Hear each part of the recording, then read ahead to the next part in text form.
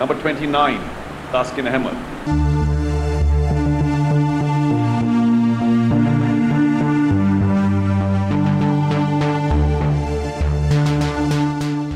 দেশের বাইরের ফ্র্যাঞ্চাইজি লিগে খেলার সময় ও সুযোগ এলেও তাসকিন আহমেদের ভাগ্য তার সঙ্গে প্রতারণা করে।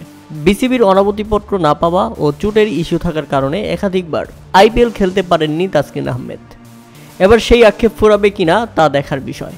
আপাতত লঙ্কান প্রিমিয়ার লিগের ড্রাফটে নাম উঠেছে তাসকিন আহমেদের। আর ড্রাফট থেকে তাসকিন আহমেদকে অর্থাৎ একমাত্র বাংলাদেশি হিসেবে কোনো খেলোয়াড়কে দলে টেনে নিয়েছে কলম্বো স্ট্রাইকার্স। তাসকিনের ভিত্তিমূল্য ছিল $50,000 এবং $50,000 তাসকিনকে দলে টেনে নিয়েছে কলম্বো স্ট্রাইকার্স। তাসকিন ছাড়াও একাধিক বাংলাদেশি প্লেয়ার এই টুর্নামেন্টে নিজেদের নাম দিয়েছিলেন, কিন্তু দল পাননি লিটন দাস ও মুশফিকুর রহিম। তাসকিন আহমেদকে দলে নেওয়ার পর স্বাভাবিকভাবেই খুশি ছিলেন কলম্বো স্ট্রাইকার্সের ড্রাফটস বোর্ডে যারা ছিলেন। তাদের পরিকল্পনাই ছিল তাসকিন আহমেদকে দলে ফেরানো।